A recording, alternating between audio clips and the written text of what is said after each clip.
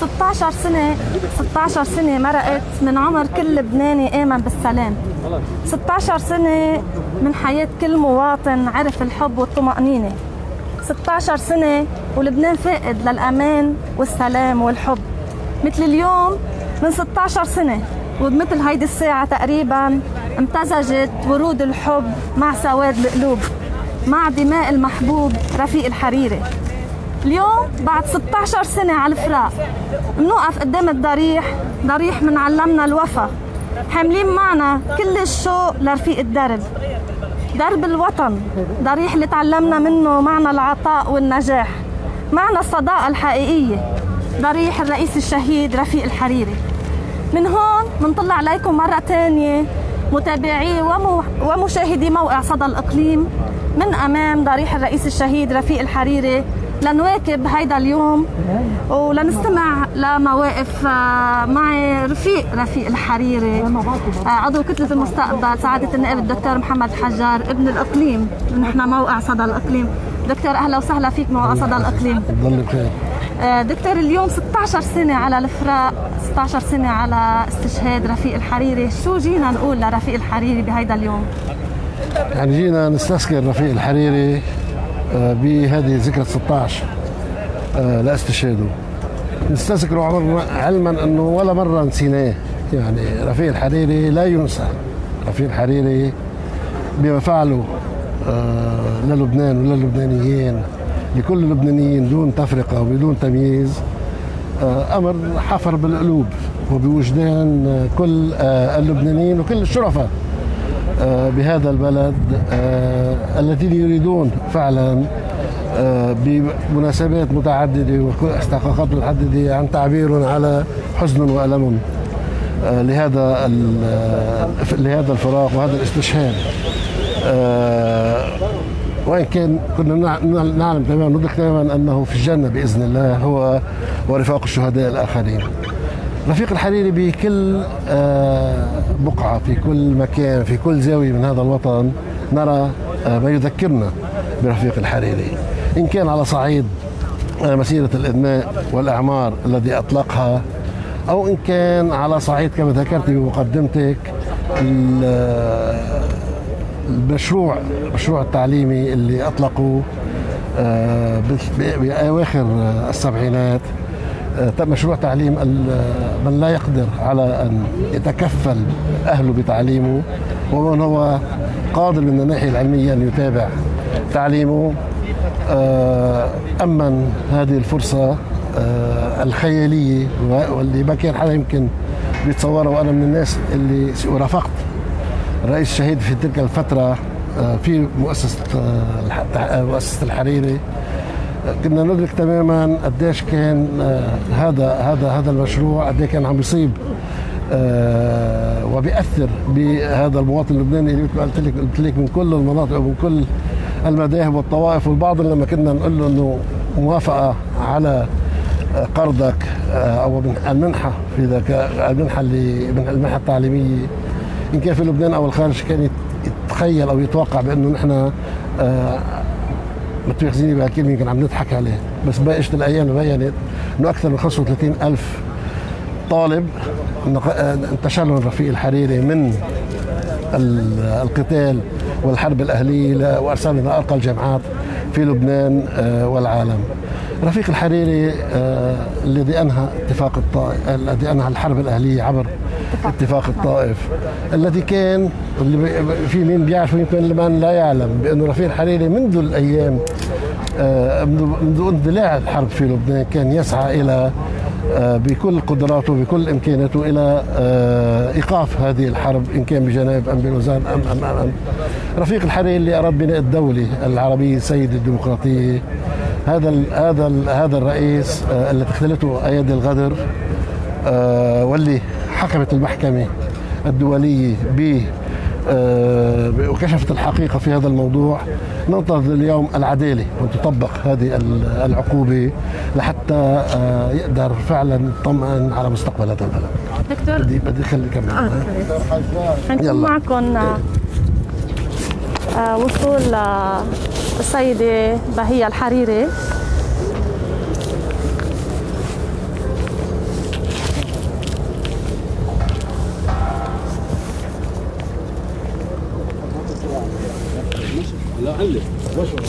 من بينه.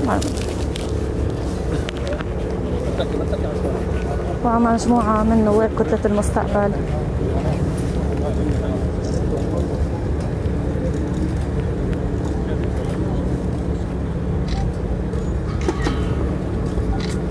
أعوذ بالله من الشيطان الرجيم. بسم الله الرحمن الرحيم. وإنه لقسم لو تعلمون عظيم. إنه لقرآن كريم في كتاب مكنون لا يمسه إلا المطهرون تنزيل من رب العالمين. أفبهذا الحديث أنتم مدهنون وتجعلون رزقكم أنكم تكذبون. فلولا إذا بلغت الحلقوم وأنتم حينئذ تنظرون ونحن أقرب إليه منكم ولكن لا تبصرون. فلولا إن كنتم غير مدينين ترجعونها إن كنتم صادقين. فأما إن كان من المقربين فروح وريحان وجنة نعيم. وأما إن كان من المقربين فروح وريحان وجنة نعيم. صدق الله العظيم. السلام على روحك يا رفيق الحرير. اللهم يا ربنا يا إلهنا تقبل منا ومن الحاضرين جميعا ما قرأوا من القرآن الكريم ومن الأدعية الشريفة والرحمات الكريمة إلى روح صاحب الذكرى حبيبنا قائدنا شهيدنا رفيق الحرير. اللهم واجعل قبره هذا قبرا طاهرا وروضة من رياض الجنة. املأه روحا وريحانا مدى الزمان وعطرا وورودا يا رب العالمين وعرقا أخضرا ونورا أنورا. كذلك اللهم إخوانه الشهداء الأبرار المظلومين الذين قضوا معه وبعده. وارحم والديه وابنه واحفظ لنا سعد الحريري. اللهم يا ربنا تقبل. وإلى روح رفيق الحرير والشهداء الفاتحة.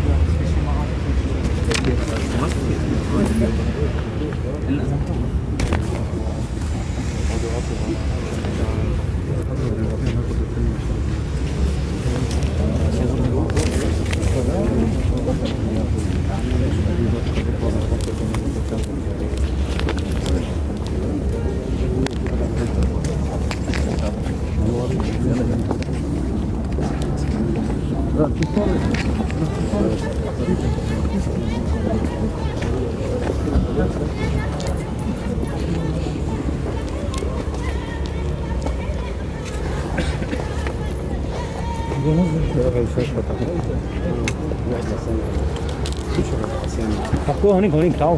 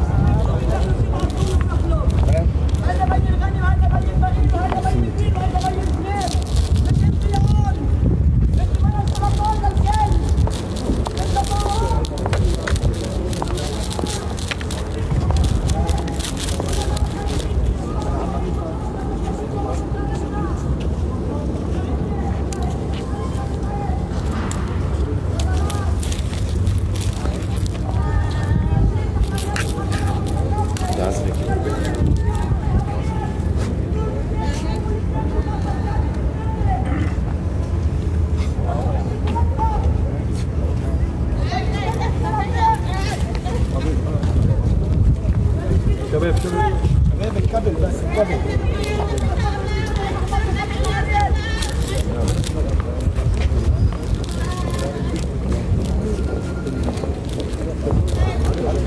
فهي شي برنامج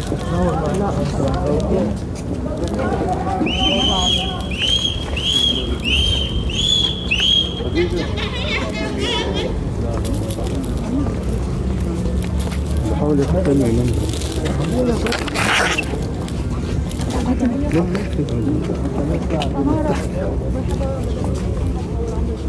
طيب يلا اكيد ايه اكيد بنحكي شوي عن رفيق الحريري. بنستكمل اكيد حديثنا مع سعادة النائب الدكتور محمد الحجار اليوم بذكرى استشهاد رفيق الحريري 16.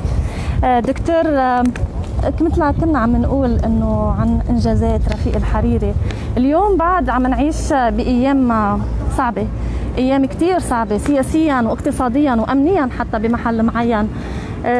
شو فينا نقول، كيف فينا نستذكر رفيق الحريري بهيدي الايام بالذات؟ يعني يمكن مثل ما قلت لك انه ما يمكن هذه الانجازات وما كان يخطط له الرئيس الشهيد رفيق الحريري من مستقبل للبنان، والذي يكاد يكون يعني يتلاشى اذا يعني ما بدي يكون عبر فعلا عن واقع الحال. هذا المستقبل اللي كنا نحلم فيه عم نلاقيه عم يتراجع بشكل وصلنا للايام اللي نحن مثل سكرتي وصلنا لها. هذا الانهيار او التام او شبه الانهيار التام للبلد بعد اغتيال الرئيس. بتفهمي ليش اغتالوا رفيق الحريري؟ لانه ارادوا من وراء هذا الاغتيال ليس فقط يعني ازاحه شخص، بل اغتيال وطن بكامله. لأن الرؤية اللي كان عم يوضعها رفيق الحريري للبنان أن يكون بلد بمصاف الدول الأكثر تطورا بالمنطقة، ويكون الدولة يكون اقتصادها قوي، اقتصاد قائم على قاعدة مركز لقاعدة صلبة. لما بلش بإعادة إعمار ما تدمر في لبنان بفعل الحرب الأهلية، وأنشأ ما أنشأ بسرعة قياسية وبإتقان مطلق البنى التحتية في بكل القطاعات بلبنان، إن كان على الصعيد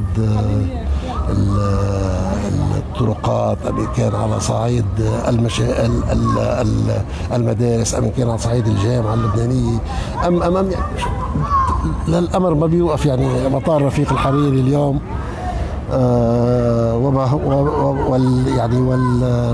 والنقل النوعية اللي نقلوا فيها رفيق الحريري مما كان عليه لما هو عليه اليوم، ويطالبون بمحل معين لإعادة تماما. يعني هذول الجماعة جاحدين، يعني الأفضل إنه عدم ذكرهم، لأنه الذكر بحد ذاته لهيك ناس وهيك منطق بتصور بتكون عم ترفع من قيمتهم شوي، خليهم محل ما هن. بقى اللي بدي أقوله إنه كل هذه الرؤية اللي كان رفيق الحريري وضعها وعم بيشتغل على تنفيذها للبنان، شفنا كيف تراجعت بشكل كثير كبير من بعد غياب رفيق الحريري. حتى في أيام اللي كان فيها الرئيس الحريري حي وكان عم بيكون بالحكم، كذلك كان كلنا نعرف انه كثير من العراقيل كانت عم تنوضع امامه، ولكن مع كثرة هذه العراقيل كان عم يزداد إصرارا على المضي قدما بتنفيذ النقاط اللي كان حاططها أو خارطة الطريق اللي كان حاططها لإنماء هذا البلد وتطوير هذا البلد وتطوير اقتصاده وتطوير ناسه. كلنا بنذكر بالمؤتمرات اللي عملها لمساعدة لبنان واللي دعا لها ووظف كل الإمكانيات والقدرات قدراته وامكانياته لحتى تنعقد ان كان بباريس 1 ام باريس 2. وكلنا بنذكر كذلك ما قام به وقت حرب تموز، عفوا بعد وقت عناقيد الغضب، وبسنه 93 كمان وقت الاعتداءات الاسرائيليه اللي كانت عم تتم على البلد، كيف كان يركب بهالطائره ويبرم البلاد كلها سوا لحتى يامن الامور الاساسات الدفاع عن هذا الوطن. كل هذه يعني مثل ما قلت لك انه كل هذه النواحي اللي راح لها رفيق الحريري والانجازات التي حققها كان هدفها دائما لبنان وعزة لبنان وعزة شعب لبنان. اليوم عملنا انه هذه الامور هذه تراجعت بفعل هذا الاغتيال وبفعل هذا الإصرار من قبل نفس الأفرقاء، وأن تغيرت يمكن القبعات أو تغيرت الأشكال، ولكن بعد هذا الإصرار هو ذاته على منع تطوير هذا البلد وأخذه إلى محاور أخرى، محاور ليست من تاريخه بشيء وليست من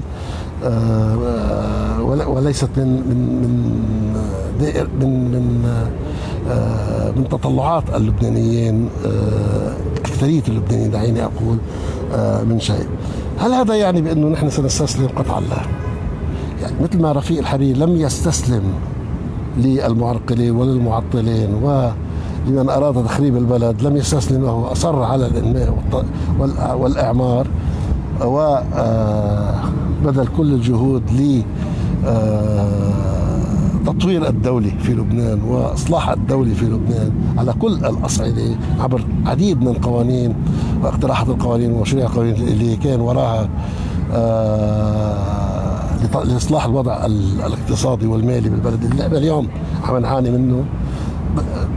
يعني بالرغم من كل العراقيل كان مصر وكان مستمر في سعيه وفي تصميمه على إصلاح الوضع في الداخل في لبنان وعدم الاستسلام للمعطلين والمعرقلين.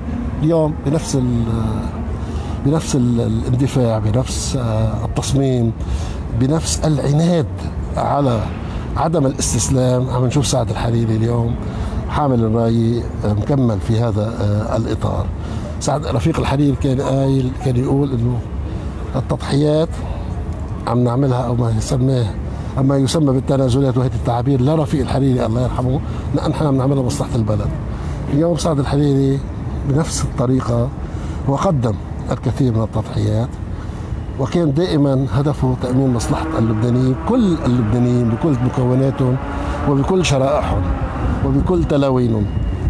وصلنا إلى مكان هذه التضحيات اليوم تملي عليه وتلزم رفيق سعد الحريري بأن يكون أكثر إصرارا على رؤيته في موضوع الحكومة العديدة، الحكومة القادمة في أن تكون حكومة اختصاصيين لا حزبيين لا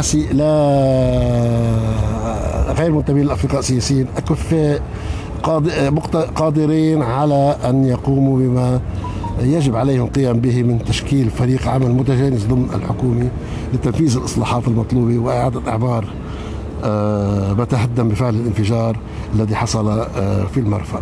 هذا الإصرار من قبل سعد الحريري هو يعني ليس الهدف منه ليس أن يكون هو رئيس حكومة، مش لا أبدا اللي بده اياه سعد الحريري، ولا هو اللي كان بده اياه رفيق الحريري الله يرحمه.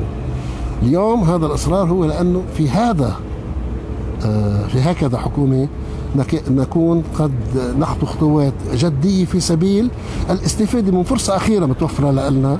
هذا المجتمع الدولي أرادها عبر المبادرة الفرنسية، فرصة إذا لا نحسن الاستفادة منها سيكون الانهيار المريع والانهيار الأخير وانتهاء هذا البلد بالشكل الذي نراه. نحن مصرون مع سعد الحريري ووراء سعد الحريري وإلى جانب سعد الحريري، مصرون على المضي قدما في هذا المشروع، في هذه الرؤية التي أرادها الرئيس الشهيد رفيق الحريري للبنان، لتطوير لبنان وتقدم لبنان. هذه مصرون أكثر من أي وقت مضى على المضي قدما حتى تحقيق هذا الحلم، لأن فيه الخلاص للبنانيين لكل اللبنانيين. إن شاء الله. أنا كثير بتشكرك دكتور على هذا اللقاء المميز اللي خصيتنا فيه. نحن كنا معكم من أمام ضريح الرئيس الشهيد، شكرا دكتور، من أمام ضريح الرئيس الشهيد رفيق الحريري. يعني ما بعرف إذا ممكن بعد يطلع معنا شيء هلأ مبدئيا. حنبقى شوي معكم، انطرونا، ما بعرف إذا بتنطرونا كمان، خلينا نشوف. يعني 16 سنة فينا نقول فيهم إنه عن جد لبنان كان عم بينزل من مهوار لمهوار أكبر، وصلنا للحضيض أظن. إن شاء الله يا رب تكون قيام جديدة للبنان بهيدي الأيام، وينظروا شوي هيدول المسؤولين عن هيدا الوطن إنه خلص هالشعب تعب، هالشعب عم بيموت شوي على إيديهم. بنشوفكم بعد شوي.